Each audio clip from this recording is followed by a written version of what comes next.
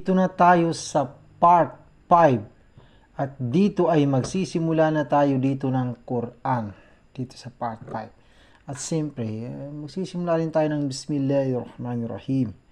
Ito ay ba, sin, mim, alif, lam, ha, alif, lam, ra, ha, nun, mim, nun, alif, lam, ra,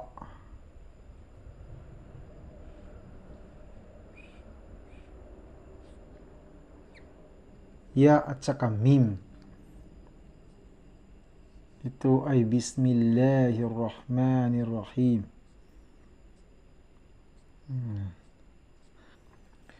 Bismillahirrahmanirrahim.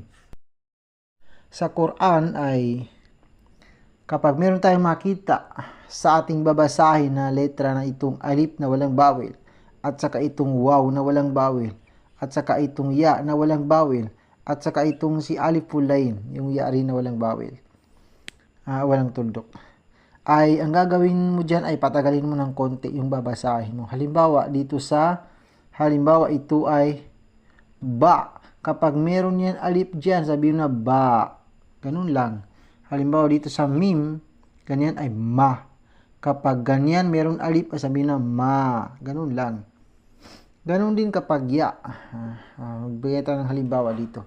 Halimbawa, itong isusulat ko dito ay siya nga pala, ang alif at saka lam ay lagi yan magkasama sa Quran. Kapag makita mo ang alif at saka lam na walang bawel, yan ay automatic na yan, basahin mo ng al. Al na talaga yan ha. Maiiba lang kapag ang letrang sumunod sa kanya ay may kasamang sadda, masasilin ang lam. Bali, mamaya lang yun. Dito na tayo sa al. Halimbawa, ito ay lam, alif, lam. At saka ito ay kaf, fa, ra, ya, at saka nun.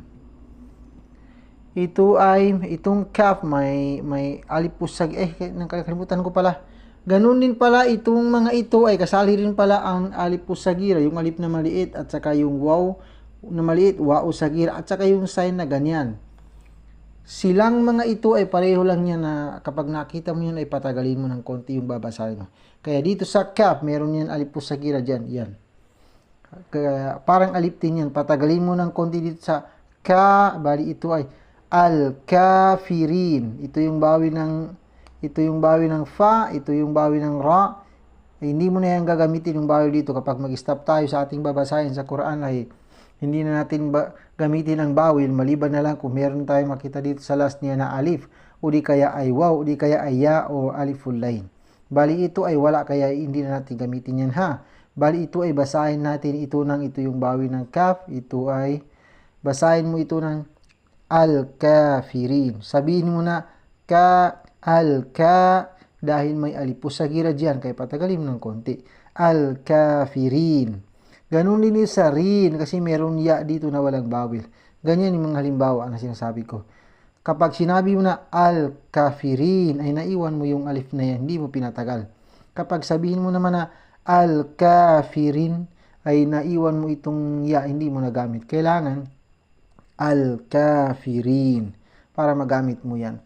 Ganun din kapag al-kafirun, alif, lam, kaf, fa, ra, waw, at saka nun.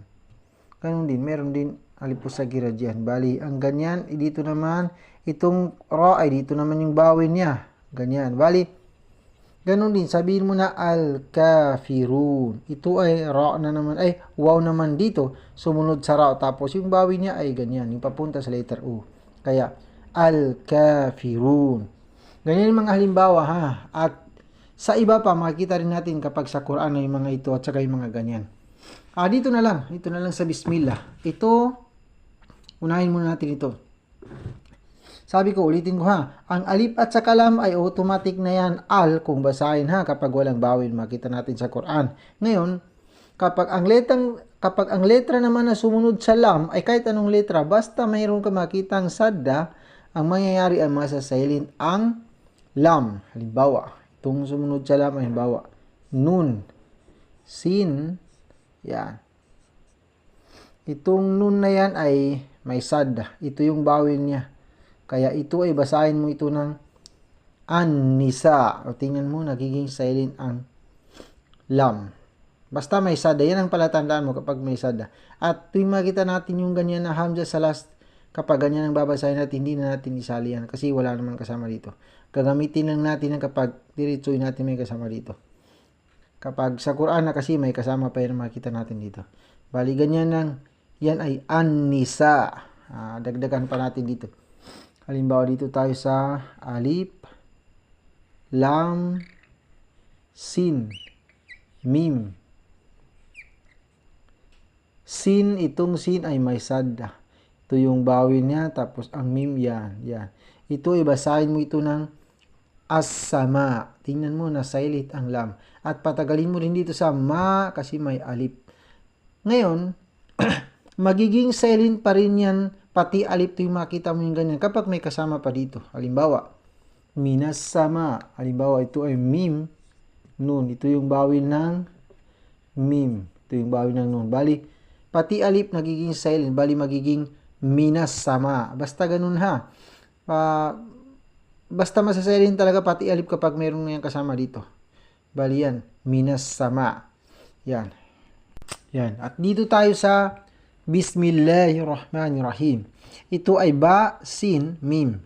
Itong letrang Allah ay lagi yan nauulit na ha. Pansinin mo. Paiba-iba lang sa kasama niya dito at dito. Kaya kapag diniretso mo ay magiging millah. Bismillah. Ito naman ay Ar-Rahman. Sulat natin dito na hindi ganyan kasi nasali ako sa ganyan na pagkakasulat na may art dapat hindi ganyan. Ganyan lang. Ba, sin, mim. Alif, lam, ha, alif at saka ha. Ganyan yan. Bali, alif, ito ay lam, ra. Tingnan mo, silent ang lam dito dahil may sada itong sumunod sa lam. Ha, mim, nun. May alif po sa gira dyan. Ito ay ar-rahim. Ganon din dito.